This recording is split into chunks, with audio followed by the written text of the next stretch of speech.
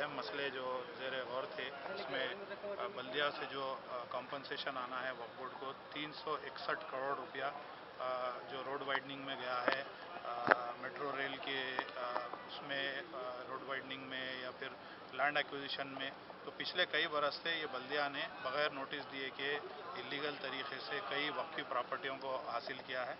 इन तमाम की तफसीलात आज पेश की गई। इन तमाम के ऊपर बहस होने के बाद जीएचएमसी कमिश्नर जनार्दन रेड्डी साहब ने इस बात को एग्री किया। पहले तो वो कह रहे थे कि एक जियो है जिसके तहत जीएचएमसी को किसी को भी कॉम्पनसेशन देने का नहीं है, लेकिन आज जो है हमने इस तमाम चीज़ों पे बात की। वक्फ की जायदाद अल्लाह की राह में वक्फ की जाती है, ये अल्लाह की जायदाद होती है, और इसको अगर कहीं पे भी रोड वाइडनिंग में लिया जाता है, एक्वायर किया जाता है, तो इसके कॉम्पनसेशन से फिर दूसरी जगह पे प्रॉपर्टी ख़रीदना, ये वक्फ एक्ट में लिखा हुआ है 1995 में।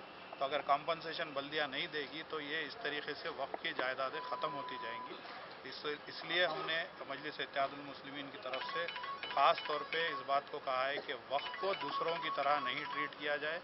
अगर जीएचएमसी का कोई क़ानून भी है तो वक्फ एक्ट पार्लियामेंट का है, और कोई भी स्टेट का एक्ट हो या बल्दिया का एक्ट हो, पार्लियामेंट के एक्ट से बड़ा नहीं होता। पार्लियामेंट के एक्ट में साफ लिखा हुआ है कि वक्फ की ज़मीन को ना बेचा जा सकता है, ना किसी और चीज़ के लिए इस्तेमाल किया जा सकता है सिवाय मंशा वक्फ के। अगर गवर्नमेंट कंपलसरी एक्विजिशन करती है तो कंपलसरी एक्विजिशन करने का मतलब यह है कि कॉम्पनसेशन देना चाहिए।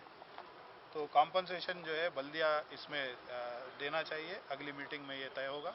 और होर्डिंग्स के ताल्लुक से भी बातचीत की गई वक्फ के प्रॉपर्टीज़ पे कि कोई ऐसी होर्डिंग्स, ऑब्सीन होर्डिंग्स या गैर शाइस्ता कोई ऐसी चीज़ें डिस्प्ले ना हो, और उसमें भी रूल्स बनाने चाहिए। और तीसरी चीज़ जो बदउनवानियाँ वक्फ बोर्ड में चल रही है, ख़ास तौर पे जो सीईओ वक्फ बोर्ड ने अपने आप को इंसेंटिव दे लिया है और स्पेशल ड्राइव के नाम पे डियरनेस अलाउंस भी, आज की रिपोर्ट में हमारे को बताया गया कि डियरनेस अलाउंस भी लिया गया है करीब 2.5 महीने का। तो 23 करोड़ में से कलेक्शन हुआ सिर्फ 1 करोड़ का। तो इसको बहुत बड़ा कारनामा बताया गया है सेक्रेटरी साहब के ज़रिए से कि 23 करोड़ वक्फ फंड आना था, किराया आना था। वो वक्फ के इंस्पेक्टर और रेंट कलेक्टर्स किराए कलेक्ट नहीं करते हैं, तो ये उनकी नौकरी में एक हिस्सा है नौकरी का कि ये सब क्लियर हर साल करना चाहिए। अगर नहीं करते हैं तो उनको पेनल्टी उनके ऊपर लगाने के बजाय उनको सिर्फ 1 करोड़ रुपया वो करने में, कलेक्शन करने में उनको 5 लाख रुपए का इंसेंटिव दिया जाता है। तो ये प्योरली गैर कानूनी है, किसी सर्विस रूल में नहीं है, वक्फ एक्ट के ख़िलाफ़ है।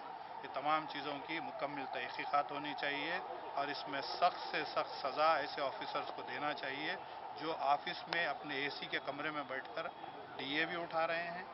डियरनेस अलाउंस सिर्फ इख्तियार है कैबिनेट को, और डियरनेस अलाउंस जब फिक्स होता है तो पूरे स्टेट गवर्नमेंट के लिए जितने एम्प्लॉइज़ हैं सबके लिए होता है। ऐसा इंडिविजुअल एक एक महकमे में अपने आप से नहीं कर लेते।